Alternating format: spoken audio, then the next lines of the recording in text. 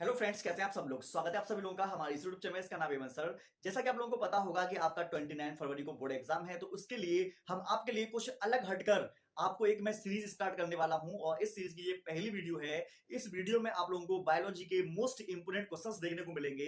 तो आप सब लोगों से मेरा रिक्वेस्ट रहेगी कि सभी के सभी सीरीज की जो वीडियो आने वाली है, हर चैप्टर से रिलेटेड आएंगी, उन वीडियो को आप जरूर देखें और अच्छे तरीके से देखें। प्लस देखने के बाद इनको याद करें। आपको बता दें, अगर आप ऐसा करके जाते हैं तो आपको बताएं, हर एक वीडियो से कम बता रहे हैं 10 से लेकर 14 नंबर आप लोगों को हर वीडियो से मिल जाएंगे। तो मेरी आप लोगों से बस ये रिक्वेस्ट रहेगी कि देखो, सीखो, समझो और वीडियो को ज्यादा से ज्यादा बायोलॉजी वाले जो बच्चे हों उनको आप जरूर शेयर करना, जिससे कि उनका भी घर बैठे फायदा हो सके। तो बिना टाइम वेस्ट करते आपको बताएं, बायोलॉजी क्लास 12th का फर्स्ट चैप्टर के इंपोर्टेंट क्वेश्चंस आज मैं कराने वाला हूं। इनको ध्यान से आप लोग देखिएगा। सबसे पहला है, पॉलीगोनम प्रकार के भ्रूणकोश में कितने केंद्र उपस्थित होते हैं। तो इसने सिर्फ हमसे केंद्रक की बात कही है। तो आपको बता दें, इसके जो भ्रूणकोश होता है, परिपक्व परिपक्व मतलब विकसित भ्रूणकोश जो होता है, उसके अंदर 8 केंद्रक पाए जाते हैं, 7 कोशिकाएं पाई जाती हैं। आपसे पूछा जा सकता है कि भ्रूणकोश में कितनी कोशिकाएं, कितने केंद्रक होते हैं, तो आप आराम से जवाब दे पाओगे, 7 कोशिका 8 केंद्रक। ठीक है। नेक्स्ट क्वेश्चन है, भ्रूणपोष का विकास आवर्त बीजी पौधों में, आवर्त बीजी पौधे पुष्पीय पौधों को हम बोल देते हैं, किस प्रक्रिया के फलस्वरूप होता है। तो आपको बता दें, भ्रूणकोश जो होता है, भ्रूणपोष जो होता है पौधों के अंदर दोहरा निषेचन होने के बाद होगा। और भ्रूणपोष जो होता है, आप मुझे कमेंट करके बताएंगे ये अगुणित है, द्विगुणित है या त्रिगुणित है। इसका राइट आंसर आप लोगों को बताना है। 3 से 4 साल से लगातार आपके बोर्ड एग्जाम में पूछा जा रहा है। आइए हम आगे बढ़ते हैं, नेक्स्ट क्वेश्चन की तरफ चलते हैं। ठीक है। तो आगे आप प्रश्न देख पा रहे होंगे, प्रजनन की पॉलमेला स्टेज किस पादप में पाई जाती है। तो पॉलमेला स्टेज जो होती है ये मिलती है क्लेमाइडोमोनास में। और क्लेमाइडोमोनास जो होता है एक विशेष प्रकार का शैवाल होता है, जिसे हम काई बोल देते हैं। नेक्स्ट क्वेश्चन है, पुष्प में दल का क्या कार्य है। और आप देख रहे हैं 2022 में भी यूपी बोर्ड में आया था। तो आपको बता दें, काई का मतलब क्या है, ये कार्य बताना है पुष्प का। तो पुष्प का जो आपको रंगीन भाग दिखाई देता है, जैसे कि अभी रोज डे निकल के गया है, तो रोज डे में जो उसकी कली मतलब कि जो पंखुड़ियां होती हैं उसको दल बोलते हैं। और दल का काम होता है कीटों को अपनी ओर आकर्षित करना। ठीक है ना। चलो नेक्स्ट क्वेश्चन की तरफ बढ़ते हैं। आगे आप लोग प्रश्न देखेंगे, अच्छा प्रश्न है, यहां पर देखेंगे, यहाँ आप लोगों के सामने दिख रहा होगा, मासल फल किसे कहते हैं, इसके महत्व का उल्लेख कीजिए। मासल फल का मतलब तो आप लोग जानते होंगे, जानते हो या नहीं बताओ मुझे। देखो, सरस या गूदेदार फल के 2 लक्षण लिखिए। 2019 और 22 दोनों में ये बोर्ड एग्जाम में पूछा गया था। तो जिन फलों में फलवृत्ति सरस तथा गूदेदार होती है वे मासल फल कहलाते हैं। आपको बता दें, जैसे कि जो आम होता है, आम एक मासल फल है और आपको पता है उसमें गूदा बहुत होता है। ठीक है। इनकी फल वृत्ति को बाह्य फल वृत्ति, मध्य फल वृत्ति तथा अंतः फल वृत्ति में विभेदित किया जा सकता है। मतलब विभेदित का मतलब है 3 भागों में विभाजित कर सकते हैं। ऊपर का छिलका हो जाएगा, फिर गूदा हो जाएगा, फिर सबसे आंतरिक भाग हो जाएगा। 3 पार्ट होते हैं। ठीक है। ये फल अस्फुटक होते हैं। अस्फुट मतलब ये फल फूटते नहीं है। ठीक है। जिस कारण इनके बीज गूदा सड़ने के बाद ही स्वतंत्र होते हैं। जब कोई फल को खा लेता है उसके बाद में ही इसके बीज जो होते हैं बाहर रिलीज होते हैं, और इनके बीज को आपको पता होगा पपिया बोल देते हैं, गुठली जो होती है। ठीक है। बारिश के मौसम में इनके बीज को रगड़ कर सीडीसी बजाया करते थे बचपन में, हम याद है आपको। नहीं, आप लोगों ने हो सकता है बजाई हो या ना बजाई हो, पता नहीं है, लेकिन हमने तो खूब बजाई थी भाई। देखो, नेक्स्ट नंबर पर आपका प्रश्न है और 2023 में यूपी बोर्ड में पूछा गया है।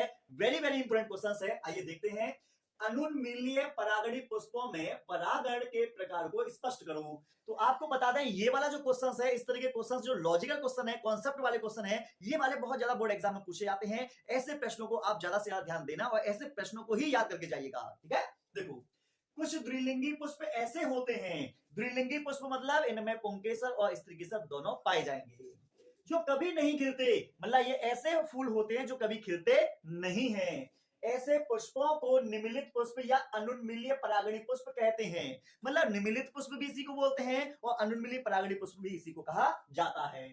इन पुष्पों में बंद अवस्था में परागकोश फट जाता है। मतलब अंदर ही अंदर परागकोश फट जाएगा और उसके परागकण उसके वर्तिकाग्र पर अंदर ही अंदर पहुंच जाएंगे, जिससे परागकण पुष्प के वर्तिकाग्र पर बिखर जाते हैं और स्वपरागण हो जाता है। मतलब ऐसे फूलों के अंदर पर परागण कभी नहीं होता, सिर्फ स्वपरागण ही होता है। और ये फूल जमीन के नीचे पाए जाते हैं, भूमिगत होते हैं। जैसे कनकोआ, कनकोआ को कोमेलिना बोलते हैं और गुल मेहंदी इम्पेटियंस इसको बोल देते हैं। ठीक है, कनकोआ, खट्टी बूटी, ये शायद आप लोगों को पता होंगे। 2023 में आया है हो सकता है रिपीट हो जाए 2024 में।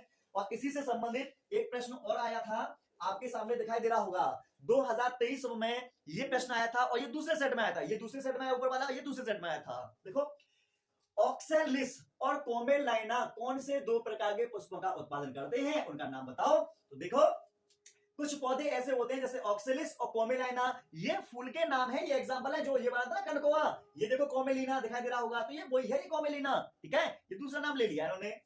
तो आपको पता है ये है चेस्मोगेमस और क्लिस्टोगेमस, है ना। क्लिस्टोगेमस वाले जो है, जो फूल कभी नहीं खिलते, जो फूल कभी नहीं खिलते, उन्हीं फूल को हम बोलते हैं अनुन्मिली परागणी पुष्प। तो ये आपको बता दें, एग्जांपल तुम्हें दिया गया है और आपसे जो थ्योरी है, मतलब की जो हेडिंग है वो पूछ ली गई है, उल्टा प्रश्न दिया है, घुमा कर दिया है। और ऐसे प्रश्नों में बच्चे वास्तव में घूम जाते हैं, आप ना घूमे इसलिए मैं इस तरीके के प्रश्न आपके सामने लेकर आया हूं। आइए आगे बढ़ते हैं, और प्रश्न भी है आपके सामने। देखो, इसी से संबंधित प्रश्न है जो कि आपके पेपर में आने की संभावना है। और यहां पर दिखाई दे रहा होगा एनसीईआरटी लिखा हुआ है। बोर्ड एग्जाम में अगर आप बैठ रहे हो तो आपको बताना, आपको पता होना चाहिए कि बोर्ड एग्जाम वाले क्वेश्चंस कहां से बनाते हैं। तो मोस्टली जो क्वेश्चन है एनसीईआरटी पैटर्न हो गया, तो एनसीईआरटी से क्वेश्चन आएंगे। तो अगर आप मॉडल लास्ट के समय में पढ़ रहे हैं, एनसीईआरटी एक्सरसाइज या एग्जाम्पलर वाले क्वेश्चंस नहीं करके जा रहे, तो आपको बता बहुत बड़ी भूल कर रहे हैं। इन प्रश्नों को करके जाइए, 101% आप लोगों को बोर्ड एग्जाम में इसी तरह के क्वेश्चन देखने को मिलेंगे। उन्मिल परागणी पुष्पों से क्या तात्पर्य है, तात्पर्य मतलब क्या समझते हैं। क्या अनुन्मिली पुष्पों में पर परागण संपन्न होता है, अपने उत्तर की सतर्क व्याख्या करें। आप लोग देख पा रहे होंगे एनसीईआरटी क्वेश्चंस इस तरीके से पूछे जाते हैं। देखते हैं, वे पुष्प जिनके पराकोष तथा वर्तिकाग्र अनावर्त होते हैं उन्मिल परागणी पुष्प कहलाते हैं, जैसे वायोला, ऑक्सेलिस। ठीक है, लेकिन अनुन्मिली पुष्पों में पर परागण नहीं होता, अनुन्मिल परागण नहीं होगा, पर परागण नहीं होगा, स्वपरागण होगा।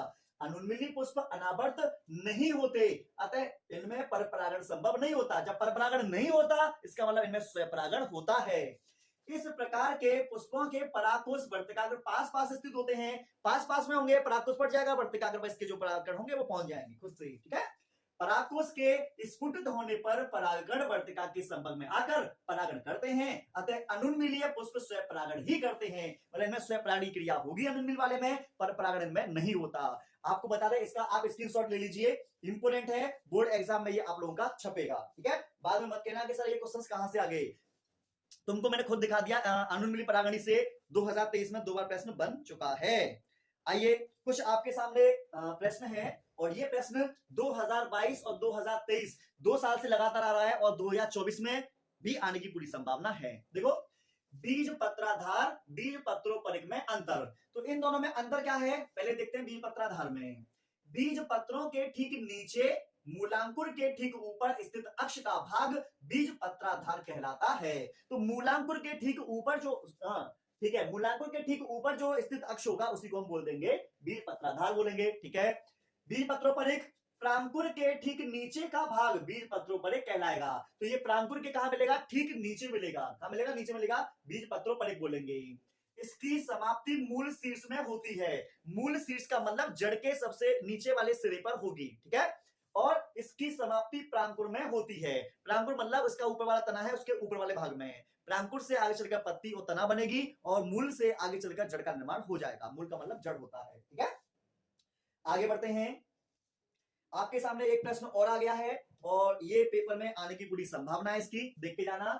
अध्यावरण बीज चोल में अंतर। तो आपको बता दें, आपने नाम सुना होगा बीजांड का। तो बीजांड के चारों ओर का जो आवरण होता है उसे अध्यावरण बोलेंगे, और बीज के चारों ओर जो छिलका होता है उसे बोलेंगे बीज चोल। ठीक है, देख लो एक बार। अध्यावरण बीजांड में पाए जाते हैं, जबकि बीज चोल बीज में पाए जाते हैं। बीजांड के दोनों बाहरी आवरण अध्यावरण कहलाते हैं, जबकि बीज आवरण का बाहरी कड़ा आवरण बीजचोल कहलाता है। तो बीजचोल कुछ नहीं है, जैसे मूंगफली खाते हो, मूंगफली को छीलते हो ना, तो उसका ऊपरी भाग जो होता है उसी को बोलेंगे बीजचोल। ठीक है, और अध्यावरण बीजांड के चारों तरफ का भाग होगा। आगे नेक्स्ट क्वेश्चन, ये भी तुम्हारे पेपर में खूब आ रहा है। परिभ्रूणपोष फल वित्ती में अंतर। तो परिभ्रूणपोष क्या होता है, फल वित्ती क्या होती है, ये भी देख के जाना, पेपर में छपता है ये वाला। ठीक है, परिभ्रूणपोष बीजों में उपस्थित शेष बीजांडकाय परिभ्रूणकोश कहलाता है। तो भाई परिभ्रूणकोश मोस्ट इंपोर्टेंट है। लेकिन फलवित्ती, जो फल के चारों तरफ का छिलका होता है ना, उसी को फलवित्ती बोलते हैं। निषेचन के पश्चात अंडाशय की दीवार से विकसित फल का छिलका फलवित्ती कहलाता है।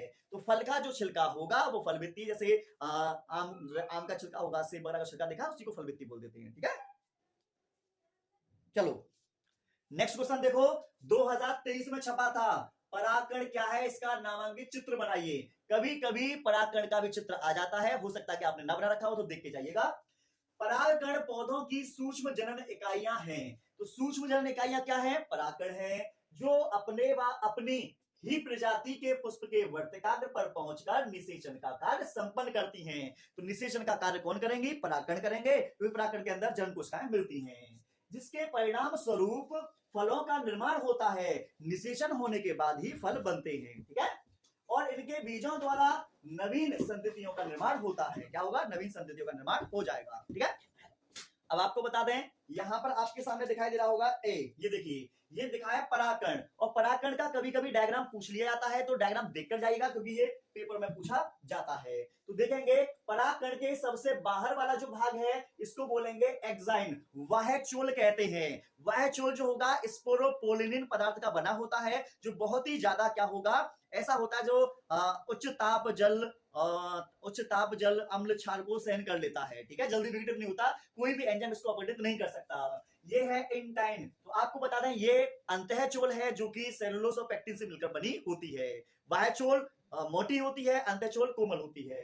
आपको बता दें, यहाँ पर है ये वैक्यूल, वैक्यूल को बोलते हैं हम रसधानी है ये। ठीक है, और यहाँ पर है ट्यूब सेल। तो ये ट्यूब सेल जो है, ये पराग नलिका को बनाने का काम करेगी।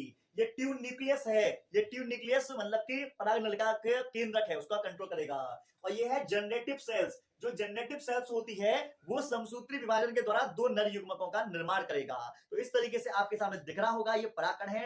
इसका स्क्रीनशॉट ले लो, जिससे कि आप इसको बनाकर प्रैक्टिस कर सकें, बोर्ड एग्जाम में छपेगा। ठीक है, और आपको बता दें 2023 में तो ये छपा था। आगे देखते हैं, अच्छा प्रश्न है, आपको दिखाई दे रहा होगा एनसीईआरटी। मैं मोस्टली उस प्रश्न पर ज्यादा ध्यान दूंगा जिस पर एनसीईआरटी लिखा हुआ है। अगर आप लोगों में से बहुत से बच्चे ऐसे होंगे कि जिन्होंने बायोलॉजी नहीं पढ़ी होगी, तो बता दें, बायोलॉजी घुट्टी हमारा कोर्स चल रहा है, जिसमें मैं आपको नोट्स प्रोवाइड कराता हूं। सिर्फ ज्यादा महंगा नहीं है, 249 रुपीज का है, और 100% आपका जो पेपर है उसमें से आएगा, और आप 100% पास होंगे उसके माध्यम से। तो आप उसको लेना चाहें तो आप ले सकते हैं। उसमें बहुत सारे क्वेश्चंस ऑलरेडी मैं करा चुका हूं, उसमें जो नहीं करा पाया हूं तो उसको मैं यहाँ पर करा रहा हूं। ठीक है ना, जिससे कि और भी लोगों का फायदा हो सके। तो बैगिंग एक इंग्लिश का शब्द है, हिंदी में बोलेंगे बोरा बस्त्रा आवरण। कभी कभी बच्चे कंफ्यूज हो जाते हैं कि सर ये बोरा बस्त्रा आवरण क्या आ गया। ये इसी को थैली लगाना तकनीक कहते हैं। पादप जनन कार्यक्रम में यह कैसे उपयोगी है, मतलब ये पेपर में काफी इंपोर्टेंट है, आती है। बैगिंग एक ऐसी तकनीक है जिसके द्वारा परागण में ऐच्छिक परागकणों का उपयोग तथा वर्तिकाग्र को अनैच्छिक परागकणों से बचाना सुनिश्चित किया जाता है। मतलब बैगिंग एक ऐसी टेक्नोलॉजी है जिसके द्वारा हम क्या काम करेंगे, एक काम कर देंगे कि जो पुष्प का जो वर्तिकाग्र है, उस वर्तिकाग्र पर कोई अनैच्छिक परागकण ना आए। हम ऐसा कुछ काम करने वाले हैं। ठीक है, बैगिंग के अंतर्गत विपुंसित पुष्पों को थैली से ढककर इनके वर्तिकाग्र को अवांछित परागकणों से बचाया जाता है। विपुंसन क्या है पहले समझो। द्विलिंगी पुष्प की कली अवस्था में परागकोश को काटकर अलग करने की प्रक्रिया को विपुंसन कहते हैं। जब परागकोश को काटकर अलग कर देंगे तो जो पुष्प होगा उसे हम थैली से ढक देंगे, तो इसे बोलेंगे विपुंसन, सॉरी इसे बोलेंगे थैली लगाना। अब थैली लगाने से फायदा क्या होगा कि कोई अनावश्यक परागकण इसके वर्तिकाग्र पर नहीं आएगा। जो पौधा अच्छा होगा उसके परागकण को हम खुद लेकर आएंगे और इसके वर्तिकाग्र के ऊपर डालेंगे। ठीक है, पादप जनन में इस तकनीक द्वारा फसलों को उन्नतशील बनाया जाता है, मतलब अच्छी फसल बनाने में इसका इस्तेमाल किया जाता है, तथा सिर्फ ऐच्छिक गुणों वाले परागकण व वर्तिकाग्र के मध्य परागण सुनिश्चित कराया जाता है। मतलब जिस पौधे के परागकण अच्छे होंगे, हम उसके परागकण को लाके पौधे के वर्तिकाग्र पर डाल देंगे, जिससे कि परागण की क्रिया अच्छी हो सके। परागण अच्छा होगा तो निषेचन अच्छा होगा, निषेचन अच्छा होगा तो बीज अच्छे बनेंगे, बीज अच्छे बनेंगे तो फल अच्छा बनेगा, और जो जनरेशन आने वाली जो है वो भी अच्छी होगी। इसलिए इसे कराया जाता है, सॉरी ये थैली लगाना या बुरा वस्त्र आवरण वगैरह। ठीक है, अच्छा है, पेपर में पूछा जाता है, इसको आप रिवाइज करके जाइएगा। ठीक है, आगे बढ़ता हूं मैं। आगे आपके सामने एक प्रश्न और है, अच्छा प्रश्न है, इसे देख के जाइएगा आप लोग। देखो प्रश्न क्या है, देखिएगा। एक निषेचित बीजांड में युग्मनज प्रसुप्ति के बारे में आप क्या सोचते हैं? तो आपको बता दें, बीज के अंदर एक निषेचित बीजांड या युग्मनज होता है, ठीक है, निष्क्रिय अवस्था में पड़ा रहता है, उसके बारे में आप लोगों को बताना है, ठीक है। निषेचन के पश्चात बीजांड में युग्मनज का विकास होता है, युग्मनज को ही जायगोट बोलते हैं, उस जायगोट से आने वाले समय में भ्रूण का विकास होगा। बीजांड के अध्यावरण दृढ़ होकर बीज आवरण बनाते हैं, मतलब बीजांड का चारों तरफ का जो आवरण होगा वो बीजचूल बना देगा, एक बीज का कवच बना देगा। बीजांड के बाहरी अध्यावरण से बीज कवच तथा भीतरी अध्यावरण से अंतः कवच बनता है। जैसे मूंगफली देखी होगी तो बाहर से बहुत हार्ड होती है, अंदर से मतलब ब्राउन कलर का, कोकोकोला कलर का तुमने देखा होगा, कवच सा होता है, पतला सा, ठीक है। भ्रूण कोश में भोज्य पदार्थ एकत्रित होने लगते हैं, तो आपको बता दें भ्रूण कोश में भोजन इकट्ठा होगा, कोश का मतलब पोषण देने वाला। जल की मात्रा धीरे धीरे कम हो जाती है, तो बीज के अंदर पानी की मात्रा में कमी आ जाएगी, अतः कोमल बीजांड कड़ा और शुष्क हो जाता है। शुष्क हो जाएगा तो इसके अंदर की जो क्रियाएं होंगी वो भी कम हो जाएंगी।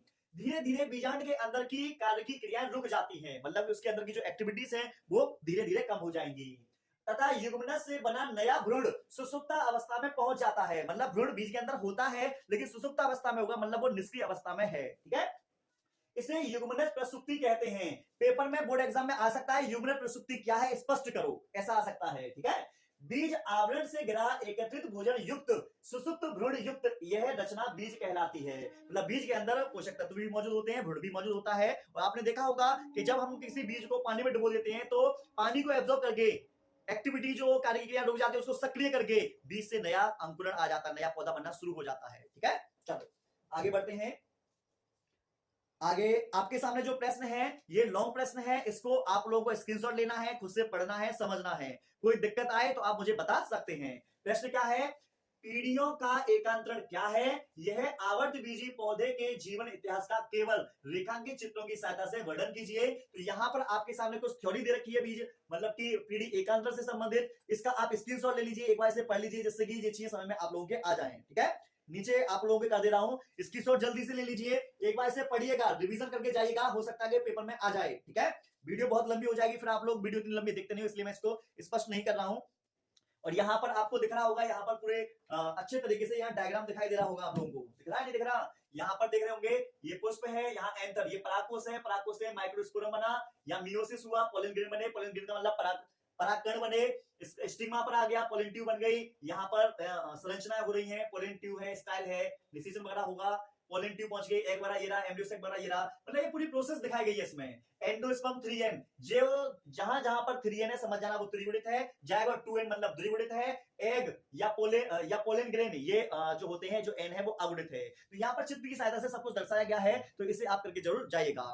आपको बता दें बहुत ज्यादा वीडियो लंबी ना हो जाए इसके लिए मैं यहीं पर स्टॉप करता हूं। उसके साथ साथ में मैं आप सब लोगों से रिक्वेस्ट करूंगा कि एक बहुत तगड़ी मैंने वीडियो बनाई है, एक पूरी प्लेलिस्ट बना रखी है, उसे जाके जरूर देखना, जो है क्लास 12th टॉपर बैच, ठीक है, उसे जाके जरूर देखना। उसमें बायोलॉजी के 120 क्वेश्चंस दे रखे हैं, उसके साथ में बोर्ड एग्जाम की प्रिपरेशन के लिए सारी स्टडी टिप्स मैंने बता रखी हैं, उसको आप जाके इस वीडियो के बाद उसे जरूर देखना, जिससे कि हर एक क्वेश्चन आप लोगों के समझ में आ सके। और वहां पर भी जो क्वेश्चंस हैं बहुत ही लॉजिकल है, बहुत ही अच्छे प्रश्न हैं, वो आपको जरूर देखने चाहिए। आप लोगों को वीडियो कैसी लगी कमेंट में जरूर बताइएगा, और वीडियो को ज्यादा से ज्यादा लोगों को शेयर जरूर करें, जिससे कि हम लोगों को भी मोटिवेशन मिल सके आगे नई नई वीडियो को बनाने में, ठीक है। चलो आज के लिए इतना ही, मिलते